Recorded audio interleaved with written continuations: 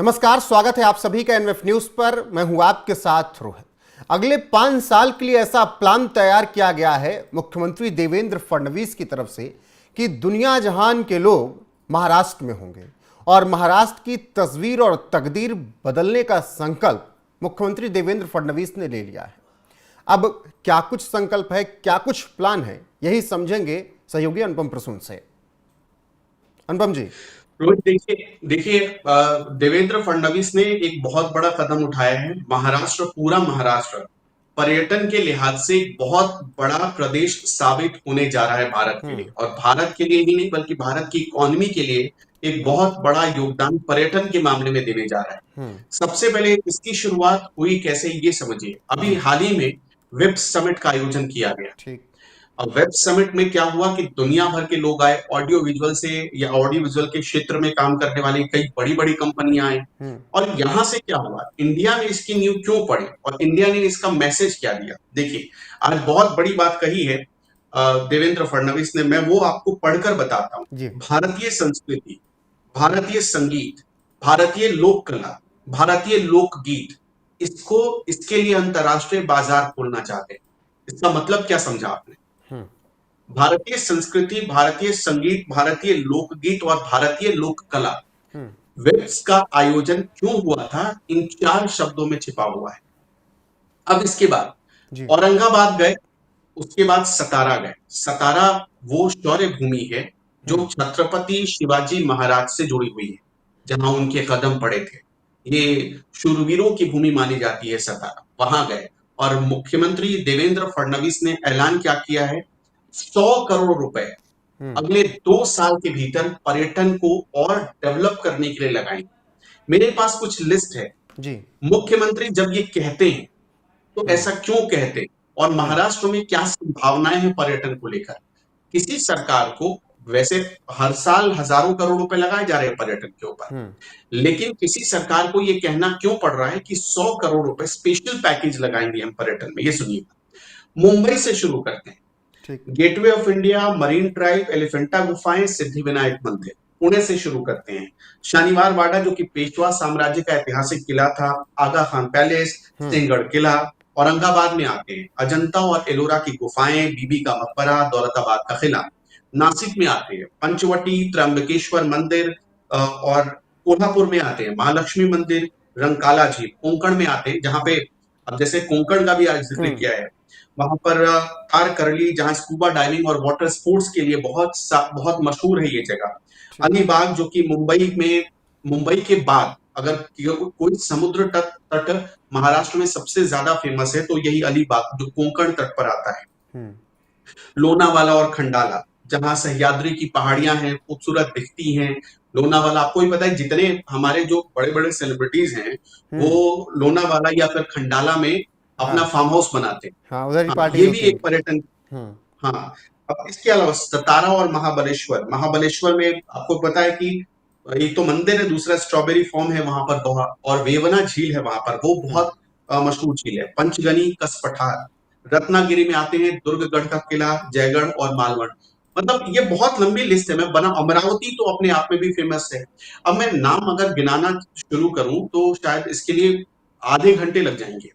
लेकिन महाराष्ट्र में पर्यटन की बहुत बड़ी संभावना है, जैसे कि फिल्म इंडस्ट्री महाराष्ट्र की इकोनॉमी को चलाने में अपना सबसे बड़ा योगदान देती है।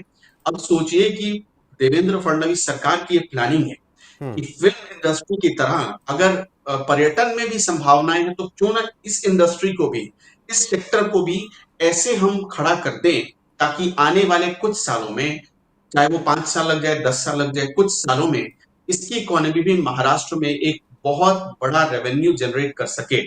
और आपको ये पता है कि महाराष्ट्र पूरे हिंदुस्तान में सबसे ज्यादा टैक्स देने वाला प्रदेश है, तो जाहिर सी बात है रेवेन्यू जनरेशन के मामले में भी वो टॉप पर होगा। बिल्कुल तो आर्थिक, यही कोशिश है देवेंद्र फडणवीस। बिल्कुल आर्थिक राजधानी है। और ऐसे में जब हम पहले जिक्र कर रहे थे, जब पिछले कुछ दिनों में सीएम देवेंद्र फडणवीस की तमाम नेटफ्लिक्स के सीईओ से मुलाकात हुई, फिर इसके अलावा और जगह उन्होंने मुलाकात की और उन्होंने सबसे बड़ा स्टूडियो भी बनाने की ठानी है मुंबई में। अब फिर पर्यटन को लेकर वो इतनी बड़ी बात कह रहे हैं, संकल्प ले रहे हैं। तो ये जो दोनों चीज़ें मिलेंगी, एक तरफ चलचित्र मिलेगा, दुनिया के लोग आएंगे और दूसरी तरफ पर्यटन भी बढ़ेगा, तो मुझे लगता है कि शूटिंग के लिए मैं भी और आपको कल बहुत बाहर आप नहीं एक जाना बात पर पड़ेगा। चर्चा कर मैं और आप एक बात पर कल चर्चा कर रहे जी। थे।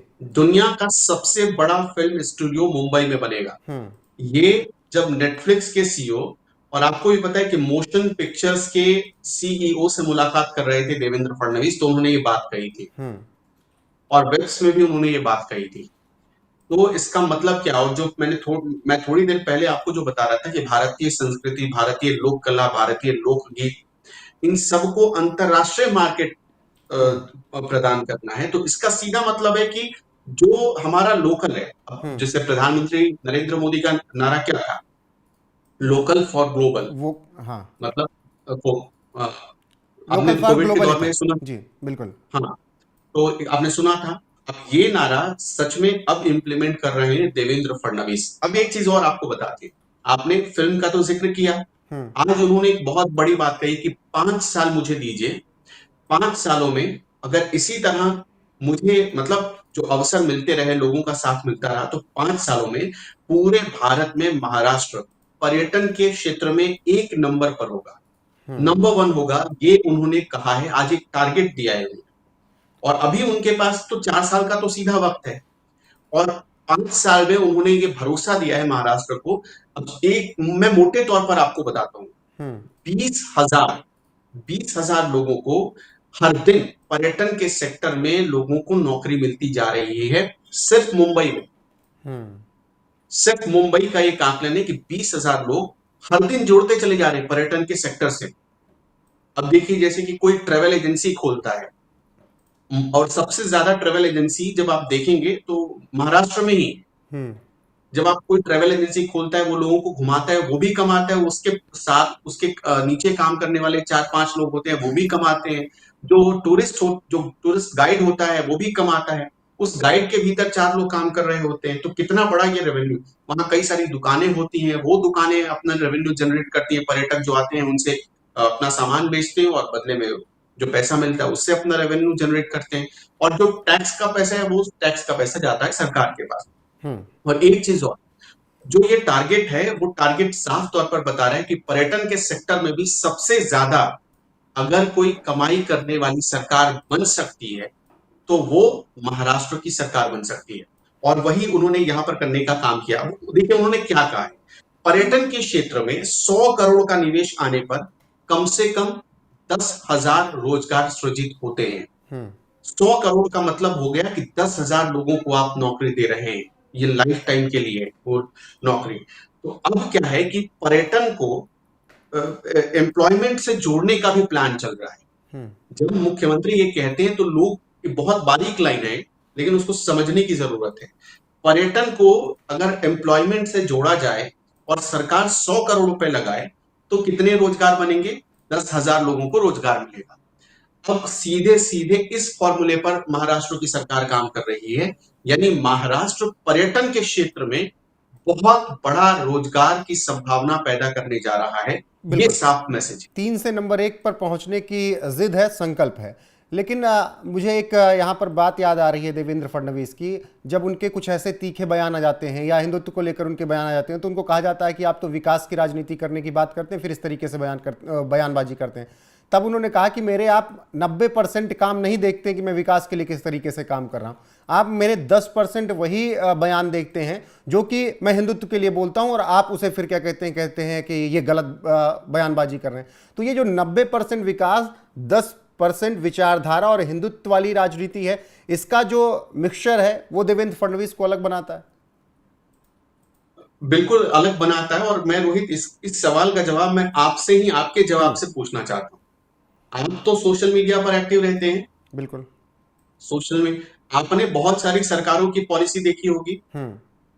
बहुत सारी सरकार पर्यटन के क्षेत्र में काम कर रही हैं, बहुत सारी सरकारें।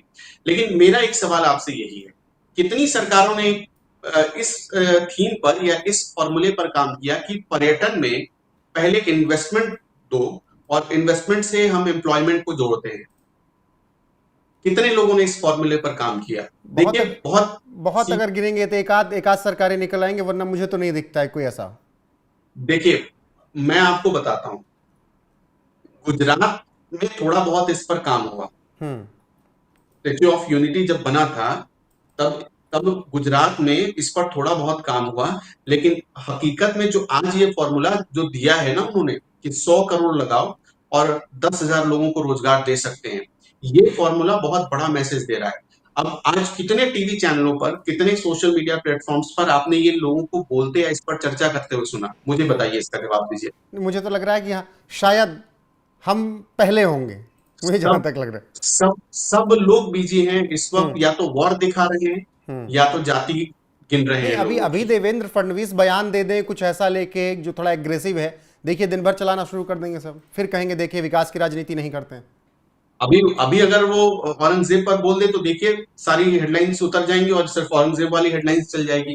तो ये तो क्या है कि एक मीडिया में किसकी छवि खराब करनी है, जो अच्छा काम कर रहा है उसकी छवि कितनी जल्दी खराब करनी है, इसका एक कंपटीशन चल रहा है। और कुछ लोग तो बैठे ही हुए जिनका 24 घंटे काम ही होता है, उनको कहा ही जाता है क्लिप काटने वाला। तो आप समझ सकते हैं कि वैसे, और सबसे बड़ी बात क्या है कि वो महाराष्ट्र या उसके आसपास के जिले में ही बैठे होते हैं, तो उनका तो काम ही यही है। और किसी भी सरकार, बीजेपी की सरकार तो हर जगह टारगेट पर होती है, और अच्छा काम करने वाला मुख्यमंत्री है तो उसकी छवि कैसे धूमिल की जाए। जैसे औरंगजेब के मामले में उनके बयान को कैसे तोड़ मरोड़ कर पेश किया गया और कैसा माहौल बनाया गया, ये तो देख चुका है पूरा भारत, पूरा महाराष्ट्र भी देख चुका है। जी। लेकिन क्या फर्क पड़ा? क्योंकि देवेंद्र फडणवीस इन चीजों से आगे बढ़कर काम करने वाले लोगों में से हैं, और उन्होंने काम के दम पर मतलब मोदी के पसंदीदा अगर बने वो, तो काम के दम पर बने, और काम के दम पर ही वो तीसरी बार मुख्यमंत्री बने। जी बिल्कुल अनुपम जी, और जिस तरीके से उन्होंने अगले 5 साल के लिए संकल्प लिया और महाराष्ट्र की तस्वीर और तकदीर बदलने की ठानी है, और पर्यटन के क्षेत्र में सबसे आगे महाराष्ट्र को तीसरे से पहले नंबर पर पहुंचाने की उनकी जिद है, संकल्प है। अब वो अगले 5 साल में वो पूरा करेंगे, ऐसा उन्होंने ऐलान कर दिया है। फिलहाल हमने उस पर विस्तार से चर्चा की, किस तरीके से विकास और विचारधारा की राजनीति वो साथ लेकर चल रहे हैं। ऐसे में देवेंद्र फडणवीस के इस फैसले पर आपकी राय क्या है, कमेंट में जरूर बताइएगा। वीडियो को शेयर कीजिएगा, लाइक कीजिएगा, चैनल को सब्सक्राइब करना ना भूलिएगा। बने रहेगा हमारे साथ। नमस्कार।